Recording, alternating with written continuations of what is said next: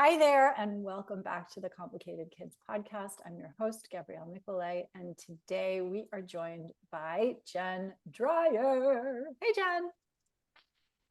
Happy to be here. I'm so glad that you're here. We are going to talk all things raising orchid kids today because Jen is my co-lead on the parent education and coaching side. So, Jen, do you want to tell the good people, who you are, where you're from, why are you here? Sure. All the things. All the things. So I'm Jen Dreyer. I am come to DC by way of New York, where I grew up, and was a teacher in New York City public schools for a while. And then I was a literacy coach. So I have a sort of academic coaching background, and then came to DC and was like moved here with we just got married. My husband had been here, and so we were dating back and forth, and moved to DC and found out like 3 days later after I got here that I was pregnant. So I shifted didn't know that part of the you didn't know that? story. Yeah. So I moved here inauguration weekend of Obama's first term. And I was like, DC is amazing. Like Bono plays on the mall, like, Bruce Springsteen's here. Like, it's just really anyway. But and then we went to like a couple of those balls, and then I found out like 3 days later, I was like, oh, I hope like the champagne that I had at that ball isn't going to be problematic. Anyway, and then so it was, it worked out well. I just slower pace of life, but it shifted my professional trajectory because I was moving to a new place and didn't have a full-time job lined up. And then my educator timing was quite bad because my first son, my older son, was born in September. So that's bad educator timing. And I moved in January. So, none of it was really great, but I ended up doing some curriculum writing work and ran a summer school program. And so did lots of like education consulting stuff and did that for a little while when my kids were young. When my second son, Max, was born 2.5 years later, we I guess about 13, 14 months in, we realized something was going on. And, sort of, I had my older son to compare it to. I had some family members. My husband's aunt is a hearing impaired specialist in the Philly area. And she gave me like a ton of advice on what to do. When we noticed Max lost a couple words that he had, and he wasn't talking at all at 14 months and wasn't even making the gestures like the no and the yes and things like that. So anyway, so we were concerned, and she, told us exactly what to do, and was like, "Oh, you need to just get an audiology evaluation, and then I'll come for that and make sure it looks valid. And if not, let's figure out who's the early intervention organization in DC to go to." I mean, all these things that I had zero idea about as a parent. Even as a second-time parent, I still had zero idea of all this stuff. I mean, I did have the first kid to compare him to, so that's why those concerns kind of cropped up on the early side. And so anyway, fast forward, he of course qualified for all the things. And we joked that he was overqualified because he is an over underachiever, I guess, when he was 15 months. And so we started him on, it was wonderful. He got access to free services through DC's early intervention arm, Strong Start. And Max's trajectory was amazing. He went from 50% behind in speech to 10% behind in speech in the span of just a year. 6 months into that year, his speech therapist, and he was making some progress with just speech and developmental therapy, but his speech therapist said, I really think he needs some occupational therapy. And so he started with OT, and that OT was like what shifted the needle really dramatically for him. And so it was, the sensor, and these are just things that, no one, lay parents, right, don't know about. That's right, until you're looking at something and you're like, something is not right here. But and you were lucky enough that the interesting thing to me about this story a little bit is like you had a person to go to. Like many parents don't even know what questions to ask.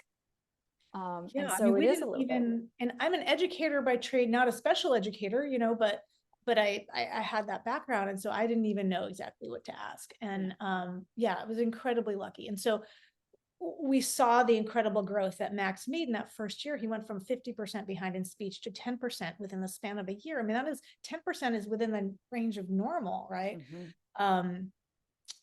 And so I was just shocked at how much progress he made, and it made me sort of dig a little bit deeper. And I realized, and soon came to learn that you know 80% of your brain is developed by age 3 and 90% by age 5. And so the brains are so plastic and malleable and they're so young, and you can make so much traction so quickly. And so anyway, so it's not, so we sort of continued, giving him all the supports and things, but I realized, how incredibly powerful this is. And so I wanted to do something, and I was only working part-time at the time. I was doing the literacy coaching work. And I wanted to figure out a way to sort of spread this word to parents. I was like, pay attention to milestones. Don't wait. Because a lot of times, the pediatricians are trying to just not alarm parents. And so they say, oh, let's just wait, till the next appointment and see. And it is, I mean, really, like, nobody wins when nobody wins. That's right. And listen, no disrespect to pediatricians. Pediatricians are amazing people who are keeping tiny humans alive. That is not the same as knowing when to recommend a developmental evaluation or developmental therapy. Parents are the ones with boots on the ground noticing things. Your pediatrician cannot see, and they do not know in a 20-minute session in the office in a new environment when your kid is sitting on your lap. They can't know what's happening. And even if you are describing it to them in a way that makes it apparent that you are suspicious, their first instinct is, yes, your child is not dying. You're okay. Everything's okay. And that is just, it is not the right approach. Let's just put it that way.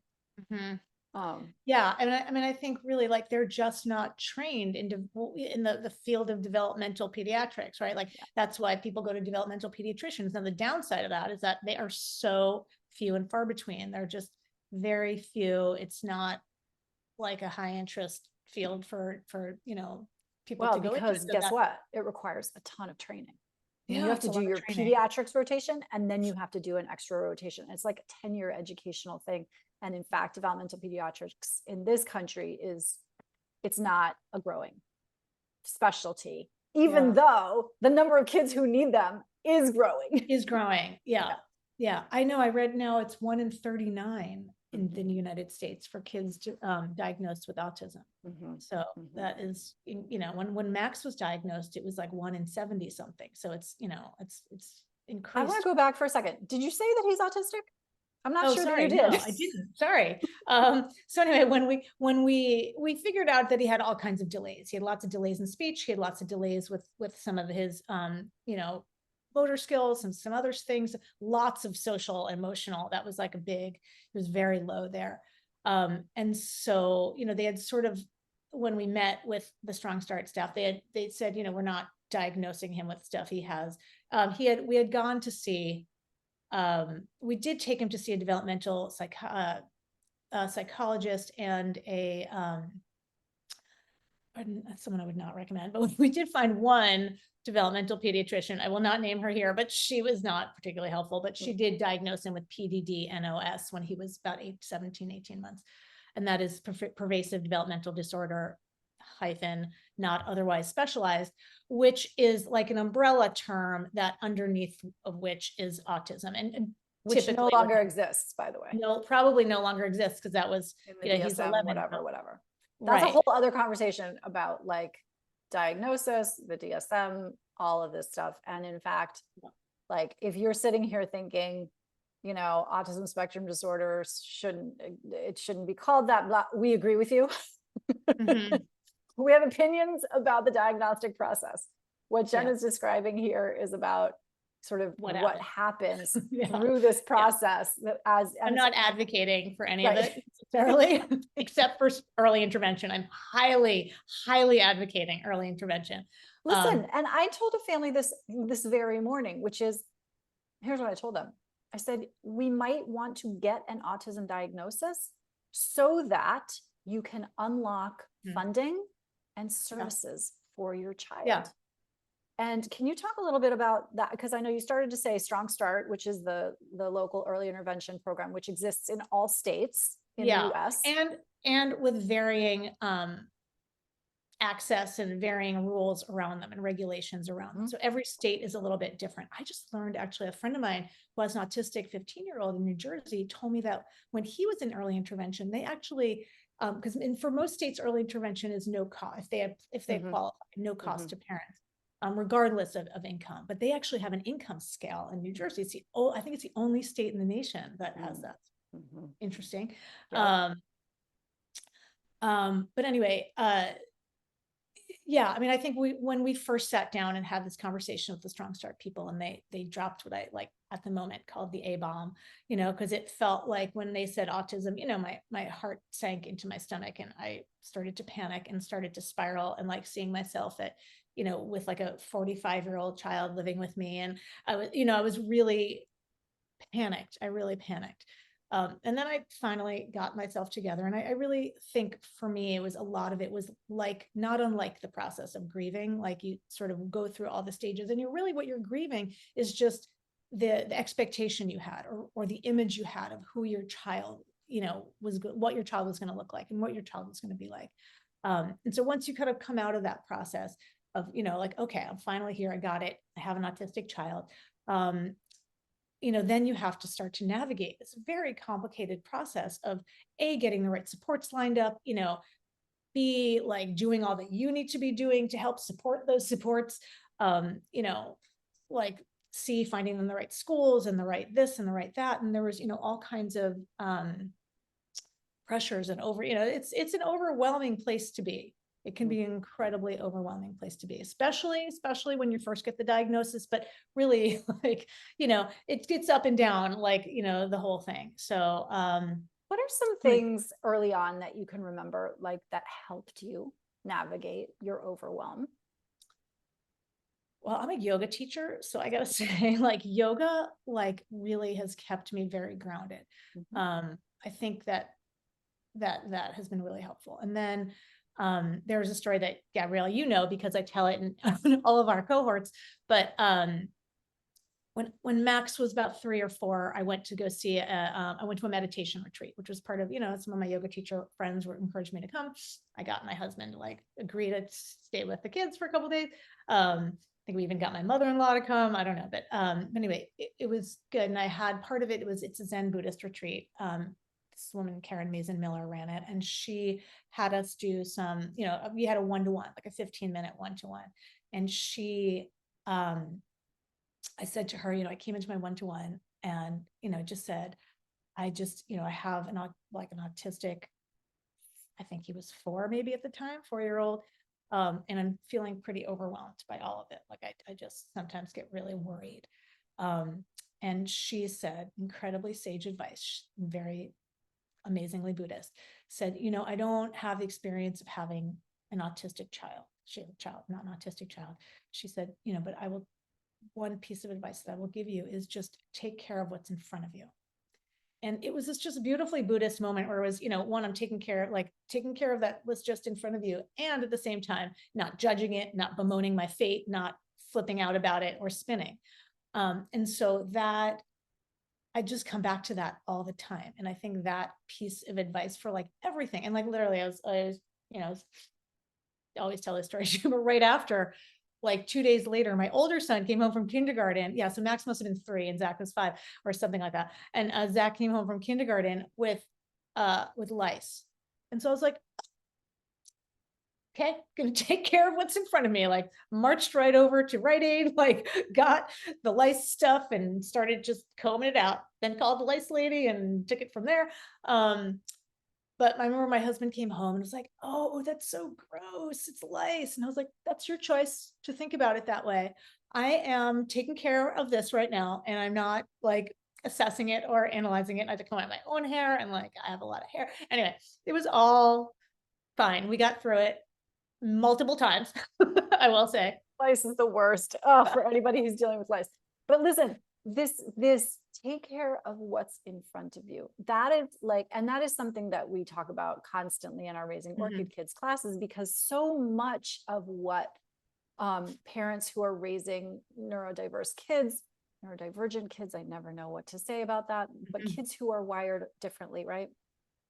is so much of what they're facing is they're going to be 45 years old and still living with me.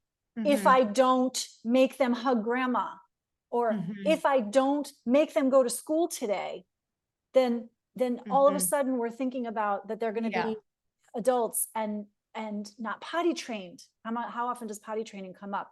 Yeah.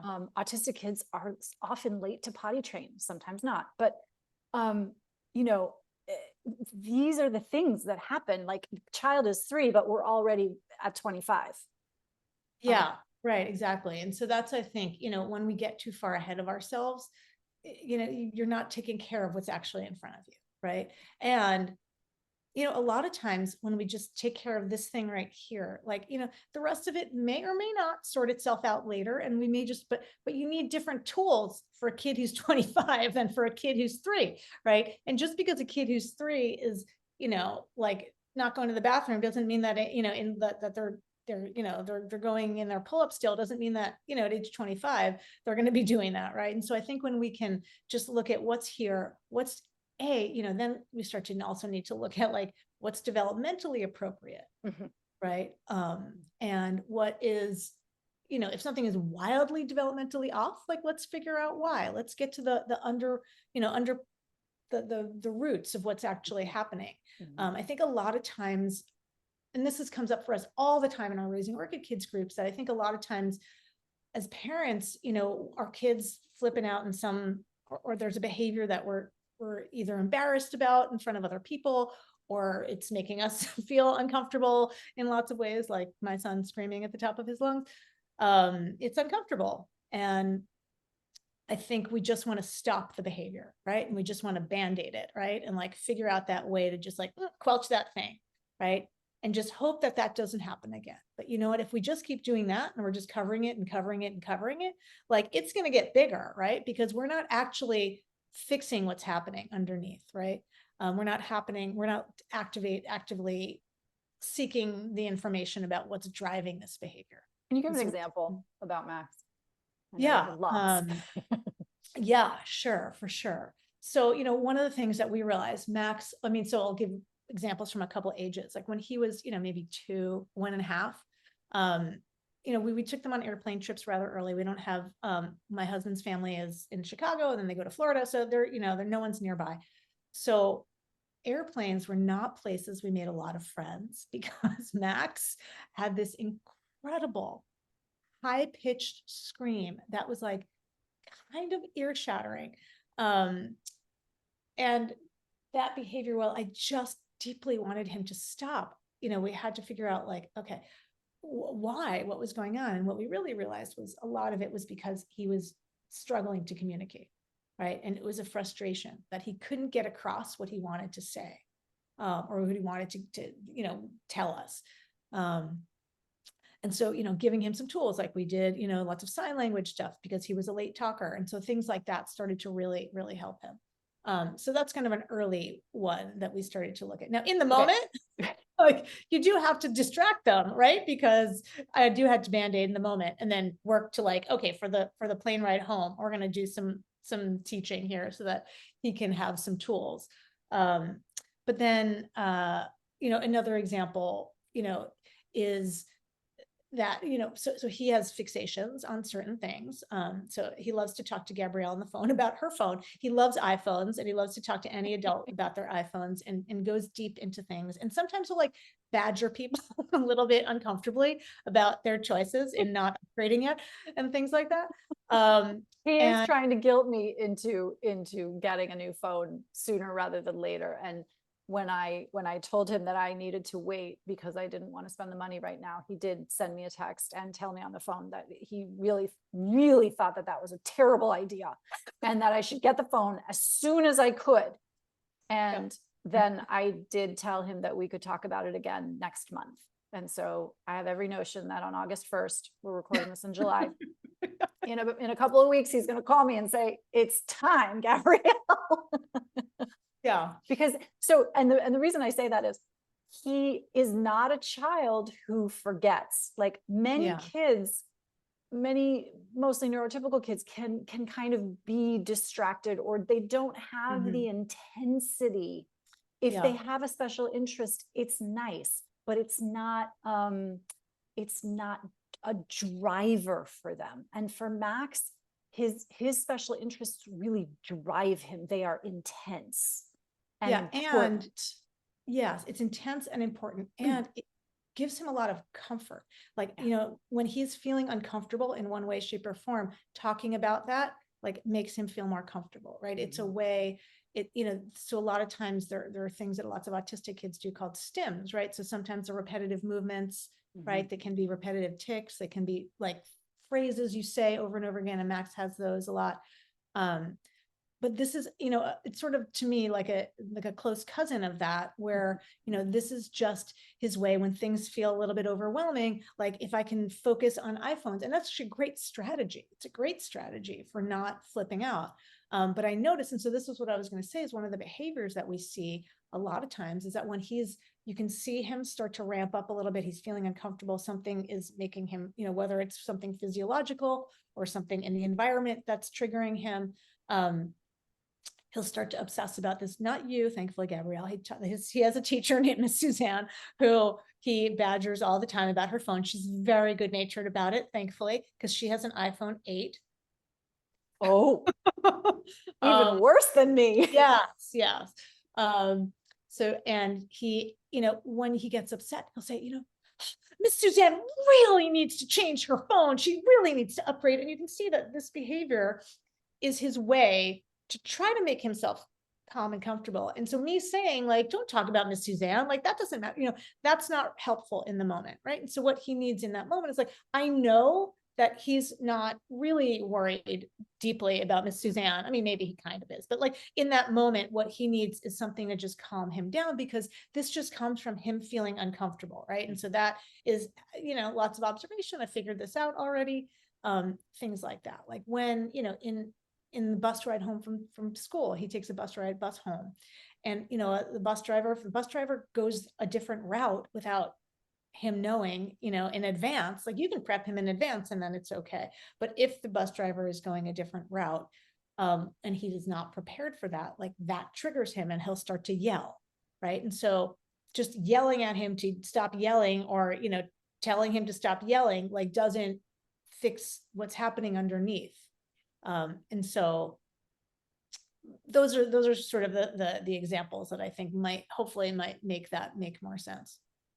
Yeah, it is as you're talking, and this is something that I don't think is natural for very many people. There's a constant process of zooming out and zooming in, and zooming out and zooming in. So what I mean by that is, with any kid who's experiencing developmental difficulties, our complicated kids, as we call them here, right, or orchid kids, there's this process of like, okay, what does the developmental landscape look like? What are we expecting? That's the 30,000 feet. Well, we expect a 10-year-old to not freak out on the bus on the way home because the driver turned left rather than right. Okay, that's like 30,000 feet.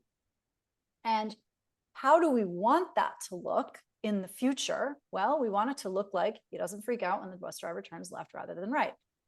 But then we have to get right back on the ground, because the fact of the matter is he is freaking out when the bus driver turns the wrong way.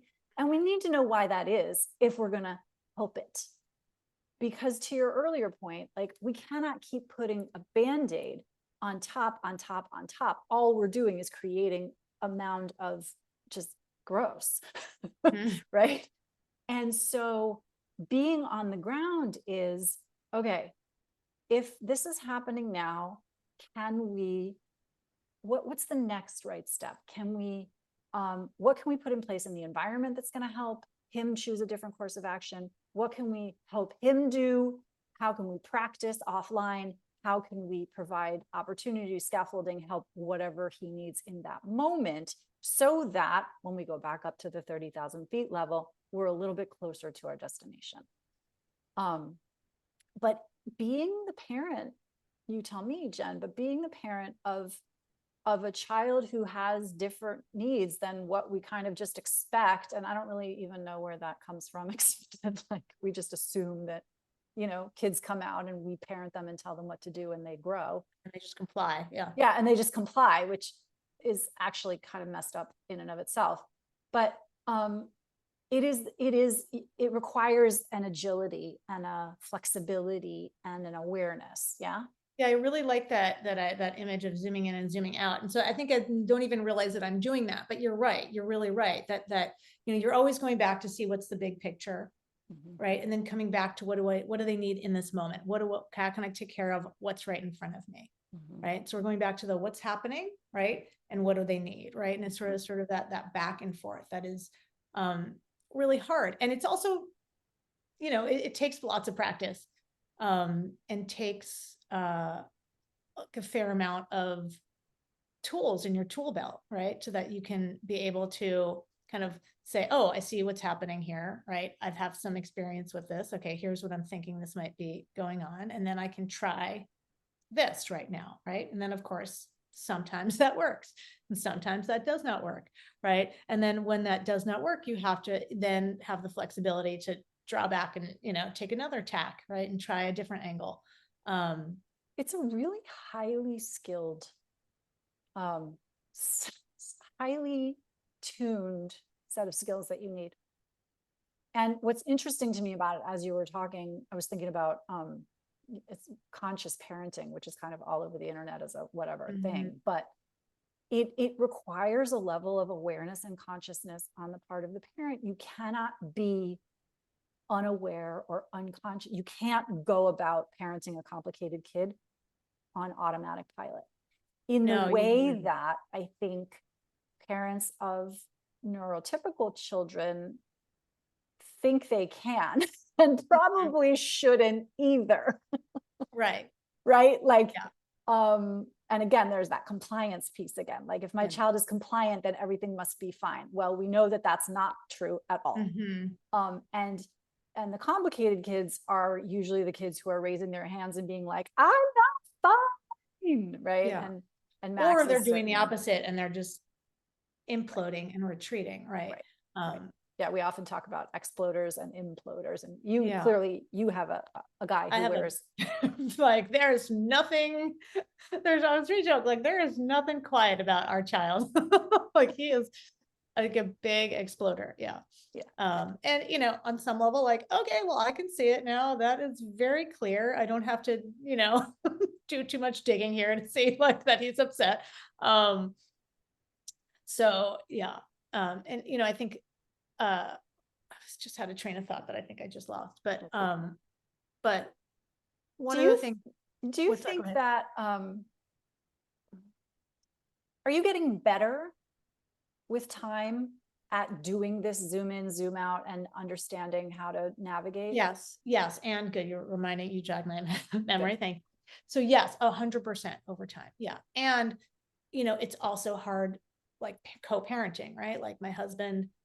Not to throw him under the bus, but he's like not, he's not teaching classes like I am on this stuff and not steeping himself in all the books that I'm reading and all these things. He's, like working and running a business and doing the things that he needs to be doing.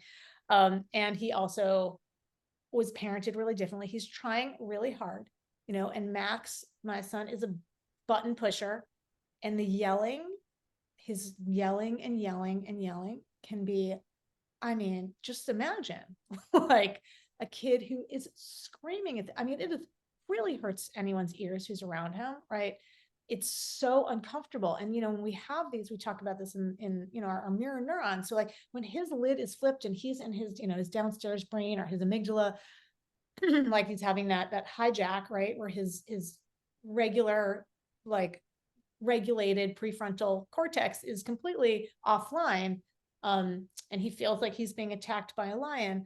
And that's how he's reacting. His gut is to scream and scream and scream. And like, that's what he does. And it is your husband or your son or both? No, really. Well, my son. Right. And then sometimes Kurt's like trying, you can see it.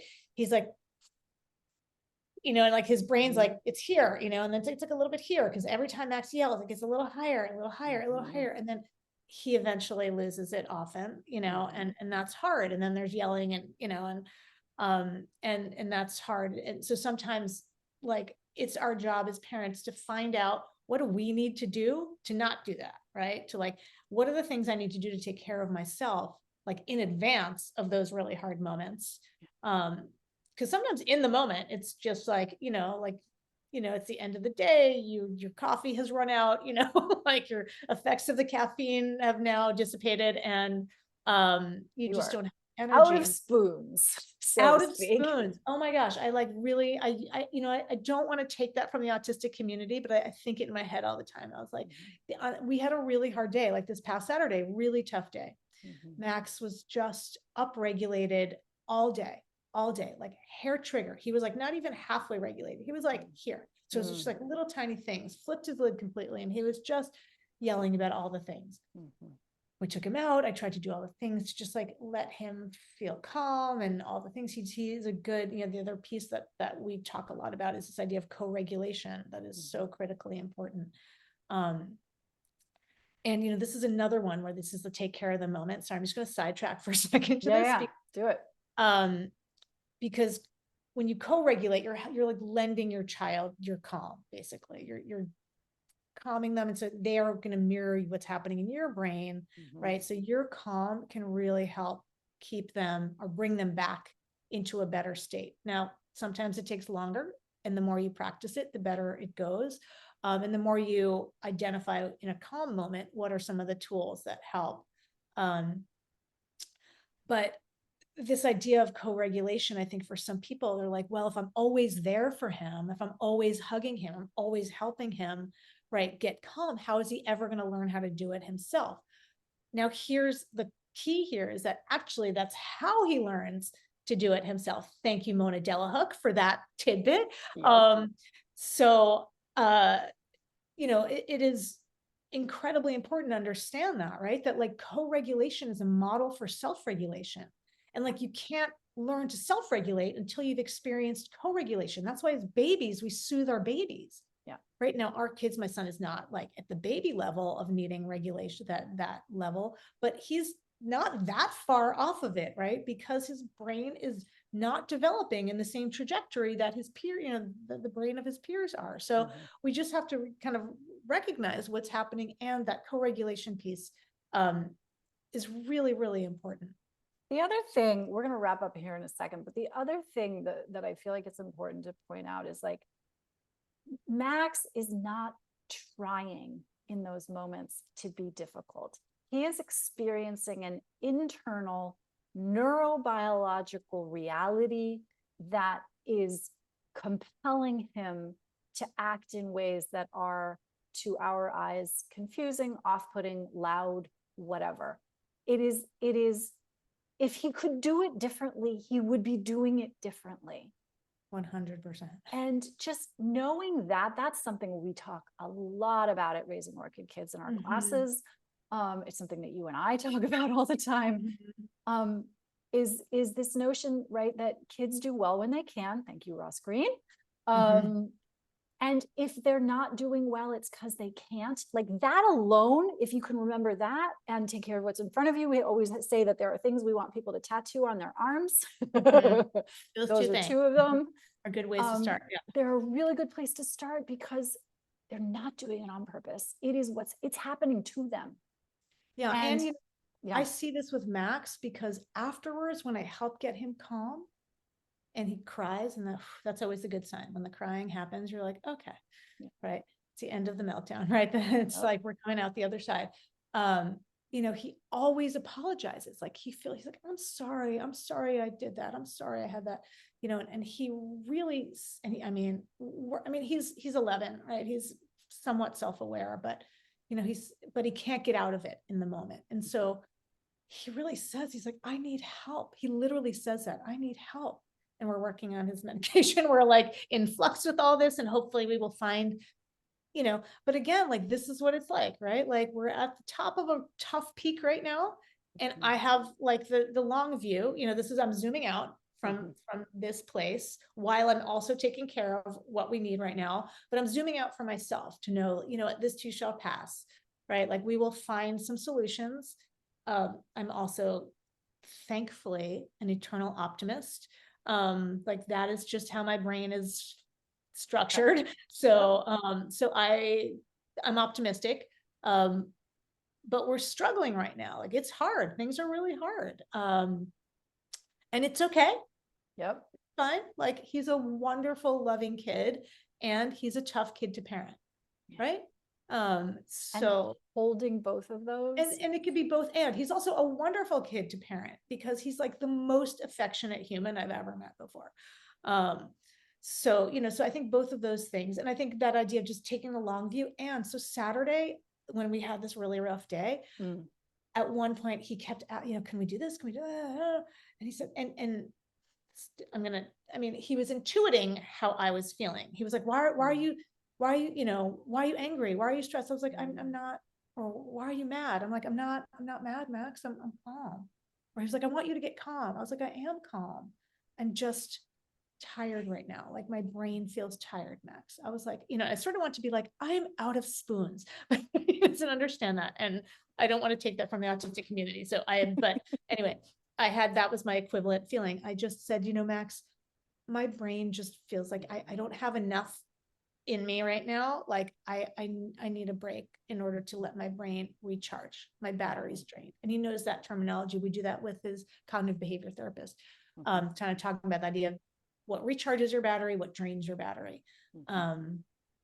So he kind of understood that, sort of, kind of. But that said, I think this is the other piece that we try to drive home too, is so what I knew what I needed to do was be able to hand him off, and get myself calm. Right. And do what I need to do. And sometimes if you don't have that luxury of having another parent with you, like, that could be a screen time moment. Like, whatever it is, that sometimes you just need to take care of yourself in order to show up in a better way, even if screen time's not the most ideal way. Sometimes, we always like to say, if you're hitting it really well 30% of the time, like, that is great. That is great. Nope. You are doing A+ parenting. Yes, exactly. All right. There's so much more to cover here, but we're going to pin it there. You'll come back and share with us more adventures. And if you want to find out more about raising orchid kids, you can always go to raisingorchidkids.com. We have a class starting in September of 2023, right before this will air. And lots of information over there at raisingorchidkids.com. Jen, I will see you soon.